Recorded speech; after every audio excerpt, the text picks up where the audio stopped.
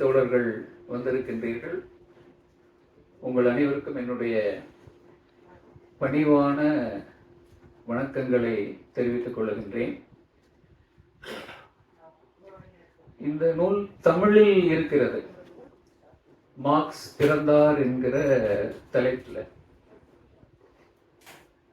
அந்த நூலை நான் படிச்சேனா இல்லையான்னு எனக்கு ஞாபகம் இல்லை.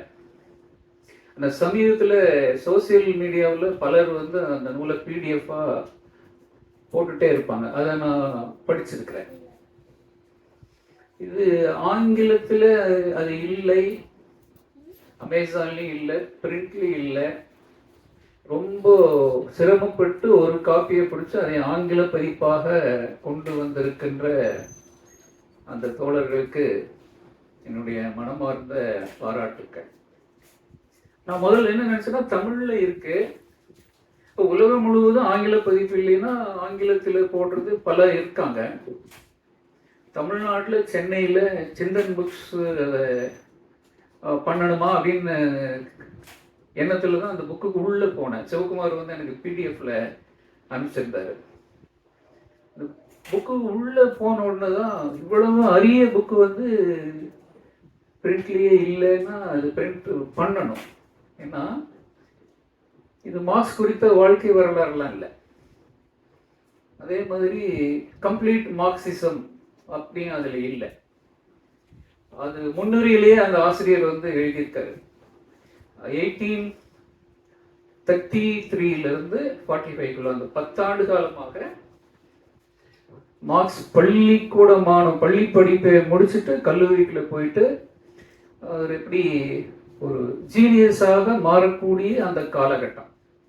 அதை ரொம்ப நுட்பமாக ரொம்ப பிரமாதமா எழுதியிருக்காங்க. அப்போதான் நான் நினைச்சேன், இந்த புக்கு கண்டிப்பாக அது ஆங்கிலத்தில் கொண்டு வர வேண்டும். அது உலகம் முழுவதும், ஆங்கிலங்கிறதுனால உலகம் முழுவதும் அது படிக்கப்பட வேண்டும் என்கிற உறுதியான கருத்து எனக்கு அதுக்கப்புறம் தான் வந்தது. ஆகவே மீண்டும் ஒரு முறை சிவகுமார், சிந்தன் புக்ஸ் தோழர்களுக்கு மனமார்ந்த பாராட்டுக்கள். தோழர்களே, நான் அதிகமாக நேரம் எடுத்துக்க போகிறது இல்லை. 2 பகுதியாக என்னுடைய உரையை நான் பிரிச்சிருக்கிறேன். முதல்ல பர்த் ஆஃப் அ ஜீனியஸ்னா, பிறக்கும் போது யாரும் ஜீனியஸா பிறக்கிறது இல்லை. ஏன்னா இந்த உலகம்தான் ஒரு ஆளை பிறந்ததுக்கு அப்புறம் தான் அவர் யாருன்னு இந்த உலகம் மாற்றுகிறது. சாதாரணமா என்னையும் உங்களையும் போல பிறந்த மார்க்ஸ் எப்படி ஜீனியஸாக மாறுகிறார், இதுவரைக்கும் யாருமே சொல்லாத கருத்துக்களே மார்க்ஸ் சொல்லியிருக்காரு இல்லையா? பொருளாதாரம் ஆகட்டும், அரசியல் ஆகட்டும், வரலாறு ஆகட்டும். இதுக்கு முதல்ல இருந்த ஏராளமான அறிஞர்கள் சொல்லாத ஒரு கருத்து, சில கருத்துக்களை அவர் சொன்னதுனாலதான் இன்னைக்கும் மார்க்ஸை பத்தி நம்ம பேசிட்டு இருக்கிறோம். நான்லாம் பள்ளிக்கூட மாணவனா இருக்கும்போது கம்யூனிஸ்ட் கட்சி மேடைகள் சொல்லுவாங்க, மார்க்ஸோடு ஒரு வரலாறு முடிந்தது, மார்க்சிடமிருந்து புதிய வரலாறு தொடங்குகிறது அப்படின்னு சொல்லுவாங்க. இன்னைக்கு அது பொருத்தமாகத்தான் இருக்குது. அப்போ மார்க்ஸ் பிறந்தார்னு சொன்னா அது ஒரு மனிதன் பிறந்ததாக அல்ல அர்த்தம். மார்க்ஸ் பிறந்தாருன்னா அது ஒரு சகாப்தம் பிறந்தது. தத்துவ உலகில் ஒரு புதிய சகாப்தம், பொருளாதாரத்தில் ஒரு புதிய சகாப்தம். ஏன்னா இங்க இருக்கிற பலர் மூலதன நூலை கம்ப்ளீட்டா படிச்சவங்க இருக்காங்க, படிச்சுட்டு இருக்கிறவங்க இருக்காங்க. பொருளாதாரத்தில் ஒரு புதிய சகாப்தம், அதே மாதிரி வரலாற்றிலும் ஒரு புதிய சகாப்தம் தான். இப்போ அவர் மற்றவங்களிலிருந்து மாறுபட்டு மற்றவர்கள் சிந்திக்க தவறிய விஷயங்களை இவர் என்ன சொன்னாருங்கிறத நான் ஒரு 5 நிமிஷம் சொல்லிட்டு அப்புறம் புத்தகத்துக்குள்ள நான் போறேன். புத்தகத்தை நான் முழுசா நான் படிச்சிட்டேன். சிவகுமார் நான் அனுப்பிச்சிருந்தாரு, நன்றி. அதுல அப்படி பிரில்லியண்டா சில கருத்துக்கள். அது மார்க்ஸ் இளம் மார்க்ஸ், வருங்காலத்துல வரலாற்றையே மாற்றி அமைக்கக்கூடிய மார்க்ஸ் ஒரு 24-25 வயசுலயே அற்புதமான கருத்துக்களை அவர் அதுல பதிவு பண்ணியிருக்காரு. அதை மட்டும் நான் நோட் பண்ணியிருக்கேன், உங்களுக்கு நான் படிச்சு காமிக்கிறேன். அதோட என்னுடைய உரை நிறைவடைஞ்சிடும். பூமியில எல்லாருமே நம்ம விருந்தாளிகளாக வர்றோம். நம்ம வரும்போது இருந்த உலகத்தை விட ஒரு நல்ல உலகத்தை நமது சந்ததிக்கு விட்டு கொடுத்துட்டு நம்ம போறோம். இப்ப நம்ம வரும்போதே நமது முன்னோர்கள் ஏராளமான செல்வங்களை நமக்கு தந்துட்டு போயிருக்காங்க. அந்த செல்வங்களை அள்ளிக்கொள்பவன், அதை வைத்து சுயமாக சிந்திக்கவன் ஞானியாகிறான். அல்ல தவறியவன் ஞானி ஆவதில்லை அல்லது அஞ்ஞானி, அந்த மாதிரி சொல்லலாம். இப்ப மார்க்ஸ் தான் அவருக்கு முதல்ல இருந்த அறிஞர்கள் என்னென்ன கருத்துக்களை சொன்னார்களோ, அவர்கள் சமகால அறிஞர்கள், அதற்கு முன்னைய அறிஞர்கள், தத்துவத்தில் ஆகட்டும், வரலாறுல ஆகட்டும், பொருளாதாரத்தில் ஆகட்டும், சொன்னதை எல்லாம் வாங்கிட்டு அவருக்கு எல்லாத்துலயும் ஏதோ ஒரு குறை இருக்கிற மாதிரி அவருக்கு ஒரு எண்ணம் இருந்துட்டே இருக்கு. எதை படிச்சாலும் இது முழுசா ஏத்துக்க முடியல, ஏதோ ஒன்னும் ஒரு குறைபாடு இருக்கு. இளம் மார்க்ஸ் இந்த உலகத்தை வியாக்கியானம் செய்வதெல்லாம் நம்முடைய வேலை. இதை எப்படி மாற்றி அமைப்பது என்று நம்ம யோசிக்கணும். அதெல்லாம் எல்லாருக்கும் தெரியும். நான் ரிப்பீட்டேஷனா தான் வரும். இன்னைக்கு அவருடைய பிறந்த நாள் என்பதனால நம்ம அதை திரும்பி பார்க்கணும், அவ்வளவுதான். இன்னைக்கு உலகம் முழுவதும் மார்க்சினுடைய பிறந்த நாள் கொண்டாடுறாங்க, மார்க்ஸை நினைவு கூறுகிறார்கள். இப்ப இங்க இருக்கிறவங்க மார்க்ஸை நினைவு கூறுகிறதுங்கிறது பேச்சுக்கே இடம் இல்லை. ஏன்னா நம்ம மார்க்ஸை மறக்கல, வாரம் மார்க்ஸை படிக்கிறோம், வீட்டுல போய் படிக்கிறோம், தொடர்ந்து படிக்கிறோம். அதனால மார்க்சின் புகழ்பாடுகிற இன்னொரு நாள் தான் இன்னைக்கு. இப்போ இந்த சமூகத்தை எப்படி மாற்றி அமைப்பது அப்படின்னு அவர் சிந்திக்கும் போது, அவரு பல்கலைக்கழகத்துல தத்துவம் தான் படிச்சாரு. 23 வயசுலயே டாக்டரேட் பட்டம் வாங்கிட்டாரு. அவர் மாற்றி அமைக்கிறதுனா தத்துவம் படிச்சு மாற்றி அமைக்கலாங்கிற எண்ணம் அவருக்கு இருந்திருக்கு. எதை படிச்சாலும் எல்லாத்துக்கும் ஒரு பொருளாதார அடிப்படை இருக்கிறத அவர் பார்க்கிறாரு. அதுக்கப்புறம் அவர் பல்கலைக்கழகத்துல எல்லாம் பொருளாதாரம் படிக்கல, தனியா பொருளாதாரம் படிக்க ஆரம்பிக்கிறாரு. அதுதான் நமக்கு அந்த மூலதனம் நூலாக கிடைத்தது. அதுல பொருளாதாரத்துல இதுவரைக்கும் யாரும் கேள்வி கேட்காத அல்லது யாரும் யோசிக்காத ஒரு ஆங்கிள் இருந்து அவர் யோசிச்சாரு. மூலதனம் நூல் நமக்கு கிடைச்சிச்சு. அதுல இதுவரைக்கும் யாரும் சொல்லாத விஷயங்கள். மார்க்ஸ் அவரை பத்தி அந்த நூல்ல எங்கேயுமே அல்லது அவருடைய என்டையர் லைஃப்ல தன்னை பற்றி பெருமையாக அவர் எங்கேயுமே சொல்லிட்டது இல்லை. மூலதனம் முதல் பாகம் 67வது பக்கம் நினைக்கிறேன், 67 47. அதுலதான் உழைப்பின் இரட்டைத்தன்மை, ஸ்தூலமான உழைப்பு, ஸ்தூலமற்ற உழைப்பு. நான் தான் முதல் கண்டுபிடிச்சேன். அந்த நான் தான் அப்படிங்கிற வார்த்தை அங்கதான் இருக்கு. அது அரசியல் பொருளாதாரத்திற்கு அச்சாணியாக திகழ்ந்த ஒரு கண்டுபிடிப்பு அப்படின்னு அவர் சொல்றாரு. அது ஸ்தூலமற்ற உழைப்பு, ஸ்தூலமான உழைப்பு, அதெல்லாம் நமக்கு தெரியும். நான் அது ரெப்பிட்டேஷனுக்குள்ள உள்ள போக வேண்டாம். இப்போ உழைப்பு 2 வகை, மதிப்பு 3 வகை. பயன் மதிப்பு, பரிவர்த்தனை மதிப்பு, உபரி மதிப்பு.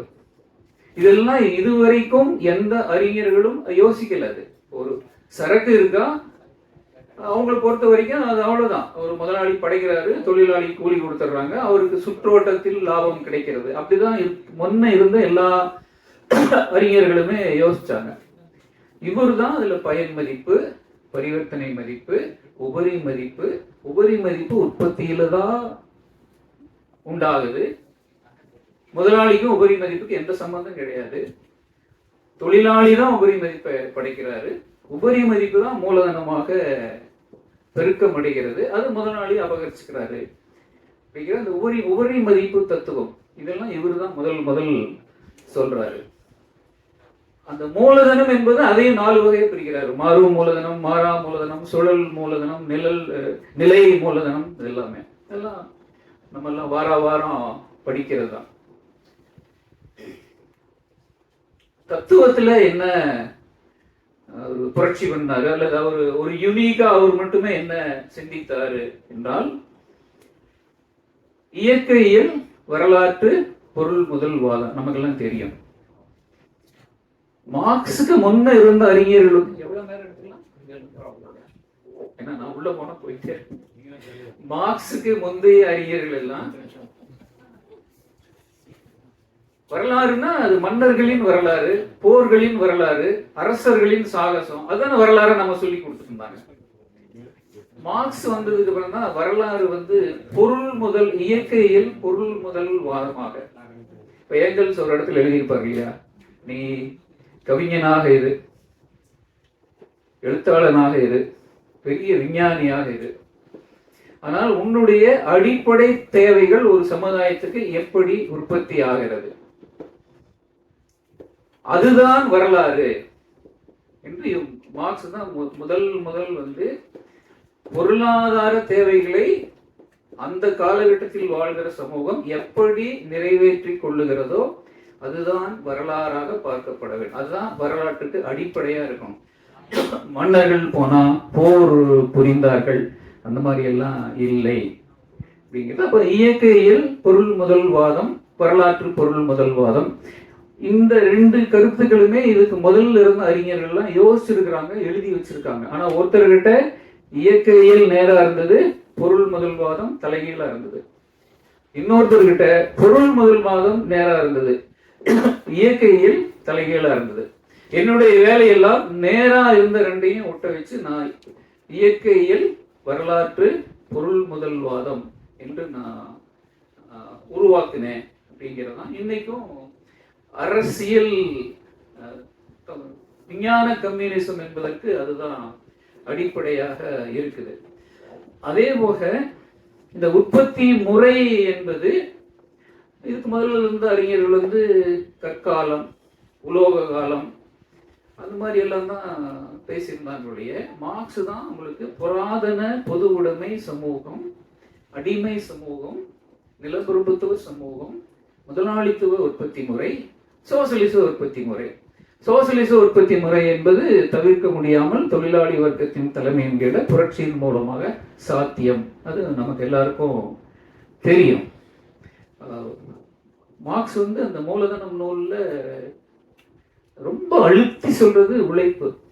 உழைப்பு தான் மதிப்பை படைக்கிறது. உழைப்பு உழைப்பு உழைப்பு இல்லையே உயிர்கள் இல்லை அப்படின்னு ஒரு இடத்துல எழுதியிருப்பாரு. அதுவே தோழர்களே, இதெல்லாம் மார்க்ஸை பத்தி ஒரு தலைமை உரையில 10 நிமிஷத்துல எல்லாம் நம்ம பேசிட முடியாது, அல்லது ஒரு புத்தகத்துல எல்லாம் அறிமுகம் செய்ய முடியாது.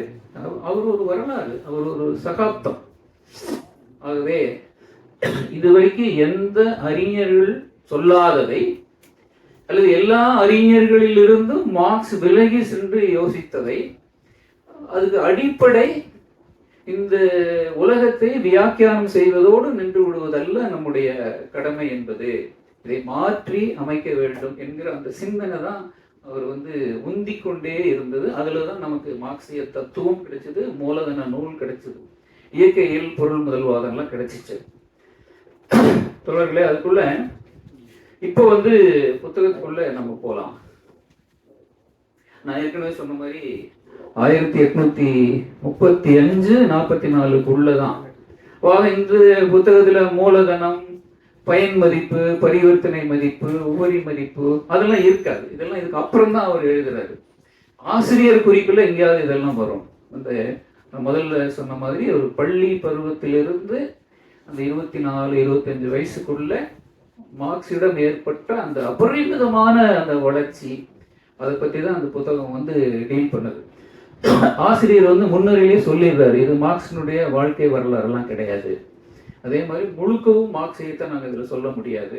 ஒரு அறிமுகம் அப்படிங்கன்னா அறிமுகத்தை அவங்க ரொம்ப சிறப்பாக சொல்லியிருக்காங்க. இந்த 17 வயது பையனாக நமக்கு எல்லாம் தெரியும், வருங்காலத்தை நான் எப்படி அமைச்சுக்க போறேன்னு மார்க்ஸ் 17 வயசுல. அது இன்னைக்கும் நம்ம எல்லாம் பார்த்து அதை ஃபாலோ பண்ணணும். 17 வயசுல அதெல்லாம் படிக்கிறதுக்கான வாய்ப்பு எனக்கு கிடைக்கல. அது பள்ளியிலிருந்து வெளியில போகும்போது நீ என்னவாக இருக்க விரும்புகிறாய்ன்னு எல்லாருக்கும் கொடுக்கப்பட்ட ஒரு கட்டுரை அது. இவர் எழுதுறாரு. நான் தமிழ்ல சொல்றேன், இந்த புத்தகத்தில் ஆங்கிலத்தில் இருக்கு. நான் சமூக சேவையில் என் வாழ்நாள் முழுவதும் அர்ப்பணிக்க போறேன். இந்த பாதை முட்கள் நிறைந்த பாதை என்பது எனக்கு தெரியும். இங்கு மலர்கள் இருக்காது, ரோஜா மலர்கள் இருக்காது. ஆனால் சமூகத்துக்காக சேவை செய்வது, மக்களுக்காக சேவை செய்வது, இதை போல பேரின்பம் எதுவும் இல்லை. 17 வயசு இளைஞன் அவ்வளவு தெளிவா சொல்லியிருக்காரு. இந்த புத்தகத்தில் சுவாரஸ்யமான தகவல்லாம் இருக்கு. மார்க்ஸ் எக்ஸப்ஷனலி பிரில்லியன்ட் தான், மேதை தானே. பள்ளிக்கூடத்தில் ஆவரேஜ் ஸ்டூடெண்டா தான் இருந்திருக்காரு. சாதாரணமா மார்க் வாங்குறதா, முதல் மார்க் எல்லாம் அவர் வாங்கல. குறிப்பா அந்த ஆசிரியர் சொல்றாரு, அவர் லோயஸ்ட் மார்க் ஹிஸ்டரியில தான் வாங்குறாரு. ஆசிரியர் கமெண்ட் சொல்றாரு, வருங்காலத்தில் வரலாற்றையே மாற்றி அமைத்த ஒரு மாணவன் வரலாற்றுல தான் குறைந்த மதிப்பெண் என்பது எடுத்தாரு. நான் எப்படி புரிஞ்சுக்கிறேன்னா, 17 வயசுல வரலாற்றை படிக்கும் போது இவருக்கு தெரிஞ்சிருக்குது, நீ தப்பு தப்பா எழுதி வச்சிருக்கிற, நான் இதை ஏத்துக்கல, ஆனா நான் ஃபெயில் ஆக விரும்பல, பாஸ் பண்றது என்ன தேவையோ அதை மட்டும் நான் படிச்சு எழுதிடுவேன். அது அப்படிதான் மார்க்ஸ் அதை பார்த்துருக்காரு அப்படிங்கிறது தான் இருக்கு. இன்னொரு பழக்கம், அவரு வாழ்க்கை முழுவதும் படிச்சுட்டே தான் இருக்கு. சொல்லுவாங்க, படிக்கிறது மட்டும் இல்லை, படிக்கிறத நோட்ஸ் எழுதி படிக்கிறத அப்படியே காப்பி பண்ணி அந்த நோட்ஸ்ல இவருடைய கிரிட்டிக்கல் கமெண்ட்ஸ் வாழ்க்கை முழுவதும். லண்டன் அருங்காட்சியக நூலகத்துக்கு போறாரு, முக்கியமான எழுதி வைக்கிறாரு. அப்பெல்லாம் ஸ்கேனிங் அதெல்லாம் ஒன்றும் கிடையாது, ஜெராக்ஸ் இல்லை. எழுதுறாரு, கமெண்ட் எழுதுறாரு, கொண்டு போட்டுறாரு. இதெல்லாம் தொகுத்து தான் மூலதன நூல் வந்தது. அப்போ ஒரே விஷயங்கள் திருப்பி திருப்பி வர்றதெல்லாம் சில இடத்துல இருக்கும். முதல் வால்யூம் அவர் தொகுத்தாரு, 2, 3 அதெல்லாம் ஏங்கல்ஸ் தான் தொகுத்தாரு. அதில் இருக்கக்கூடிய சிரமங்கள் அவர் கையெழுத்து புரியாது, அதெல்லாம் எவ்வளவு சிரமமா இருந்தது. ஏன்னா அவர் 30,000 பக்கம் சொல்றாரு ஏங்கல்ஸ், 30,000 பக்கம் கொண்டு போட்டாரு. அதை எடிட் பண்றது, முன்ன பின்ன அடுக்கிறது, இந்த வேலையெல்லாம் நடந்திருக்கு. இது ஒரு வாழ்க்கை முழுவதும் கடைபிடிச்சிருக்காரு. அவங்க அப்பாவுக்கும் இவருக்கு உள்ள முரண்பாடு பத்தி புத்தகத்துல எழுதியிருக்காங்க. ஒரு 20-25 வயசு இருக்கும்போது அவங்க அப்பா இறந்துட்டாரு. அதனால அது ஃபாதர் சன் கான்ஃபிளிக்ட் ஒரு வயலண்டாலாம் ஒன்றும் மாறல அப்படின்னு இந்த புத்தகத்துல இருக்கு. அந்த 24 வயசுல தான் அந்த காலத்துல இவரும் சரி, இவருடைய சமகால தத்துவ அறிஞர்கள் எல்லாருக்குமே கடவுள் மேல, மதத்தின் மேல ஒரு கோபமான அணுகுமுறை தான் இருந்தது. அது பலர்ல உதாரணமா சொல்றாரு. மார்க்ஸ் அந்த 25 வயசுல ஒரு கோபத்தோட சொன்னாதான் அந்த மதம் என்பது அப்படின்னு என்கிற ஒரு கருத்து. அப்போதைக்கு பெரிய பெரிய அறிஞர்களே இயற்கைகள் பேசினாங்க, ஆனா மதத்தை பத்தி அவங்க அட்டாக் பண்ணல. அல்லது அரசர்களுக்கு பயந்துட்டு கடவுளை ஏத்துக்கிட்டாங்க. அதனால இவர் ஈவு இரக்கம் இல்லாமல் எல்லாவற்றையும் விமர்சனம் செய்யணும் அப்படின்னு யாரையெல்லாம் பண்ணாருன்னு இந்த புத்தகத்தில் இருக்கு, நான் பின்னாடி சொல்றேன். தோழர்களே, நான் இதுல கோட் ரொம்ப பிரில்லியண்டா இருக்கு. ஒரு 4-5 மட்டும் சொல்லிட்டு என்னுடைய உரையை நான் முடிச்சுக்கிறேன். பக்கம் 149, ஆங்கில புத்தகத்தினால ஆங்கிலத்திலேயே சொல்றேன், தமிழ்லையும் சொல்றேன். டாப், எல்லாத்துலயும் top. Private ownership compels me to work for life time. நான் என்னுடைய ஆங்கிலத்தில் கொஞ்சம் மாத்திருக்கேன், அப்படியே இருக்காது. In order to make a living I have to work for the entire life. This is not life. It is alienation. Understand, life is enjoyment. Private ownership இருக்கக்கூடிய இந்த சமுதாயத்தில் நான் வாழ்றதுக்காக வாழ்க்கை முழுவதும் உழைச்சிட்டே இருக்க வேண்டியிருக்கு. வேலைக்கு போகிறேன், சம்பளம் வாங்குறேன், வைத்து பாடு, வேலைக்கு போகிறேன், சம்பளம் வாங்குறேன், வைத்து கவனிச்சுக்கிறேன். இது லைஃபே இல்லை. ஏன்னா இந்த சமூகத்தில் ஒரு சிலருக்கு மட்டும்தான் லைஃப் என்பது என்ஜாய்மெண்ட்டாக இருக்கு. இது எலினேஷன், அந்நியமாதல். அந்நியமாதல் மார்க்ஸினுடைய பிரில்லியன்ட் சப்ஜெக்ட். அது மூலதன நூலில் ஃபுட் நோட்டாக இருந்தது. அதுக்கப்புறமாக ஒரு சாப்டராகவே கொண்டு வந்துட்டாங்க. This is not life. வாழ்க்கைங்கிறது கொண்டாட்டங்க.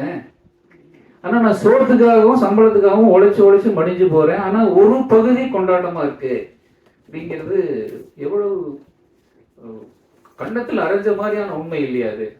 This is not life, alienation. Entire அடுத்தது பேஜ் 145 இருக்கு.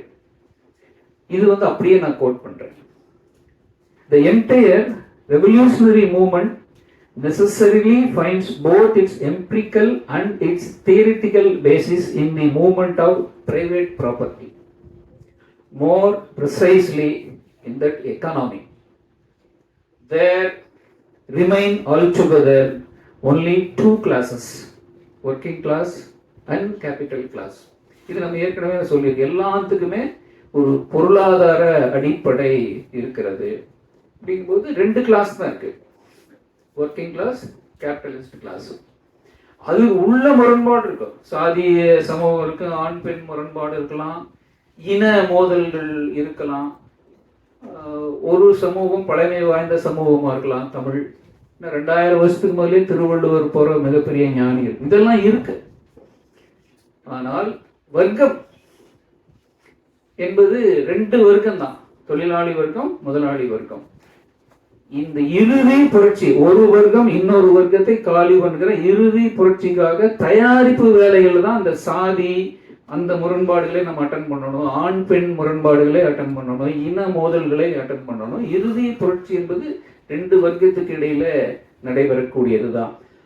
தொடர்கள் இந்த கிளாரிட்டி எல்லாம் 25 வயசு இளைஞனுக்கு 200 வருஷத்துக்கு மேலேயே கிடைச்சிருக்கு. The living, பக்கம் 156ல, the living soul of Marxism can be understood only in motion, in the genesis of ideas. மார்க்சியத்தை அதனுடைய இயக்கம் காரணமாகத்தான், இயக்கம் மூலமாகத்தான் புரிந்து கொள்ள முடியும். இயக்கம் மூலமாக புரிந்து கொள்வது என்பது எந்த ஒரு தத்துவத்தையும் அதனுடைய ஆரிஜின், இது யார் சொன்னா, எதுக்கு சொன்னா, எந்த வர்க்கத்தின் நலனுக்காக சொன்னா, போய் அதனுடைய ஜெனிசிஸ் ஆஃப் ஐடியாஸ் அது பண்ணி தான் நீங்க மார்க்சியத்தை புரிந்து கொள்ள வேண்டும். பக்கம் 142. The proletariat is the connecting link between theory and practice, between philosophy and world. Emancipation has its heart in proletariat. உழைக்கும் வர்க்கத்தை இது மாதிரி கொண்டாடியவர்கள் வரலாற்றுல யாருமே கிடையாது. அதுக்கு முந்தைய அறிஞர்கள்லாம் உழைக்கும் வர்க்கம், ஆமா நீ உழைக்கிற, நீ இல்லாம இருக்காது, உற்பத்தி நடக்காது, ஓகே, நீ சமுதாயத்துல முக்கியமானவனா, முக்கியமானவன் தான், நான் கூலி கொடுத்துறேன்ல, நீ உழைக்கிற, கூலி வாங்குற, முடிஞ்சு போச்சு, அவ்வளவுதான். மார்க்ஸ் அப்படி சொல்லல.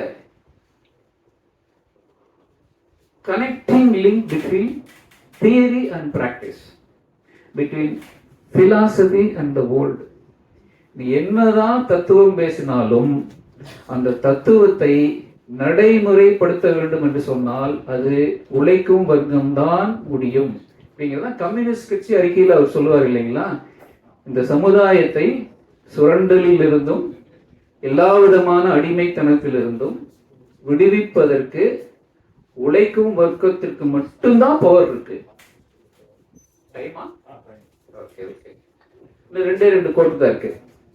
நான் சொன்னேன்ல முதல்ல, உள்ள போனா நான் போயிட்டே இருப்பேன்.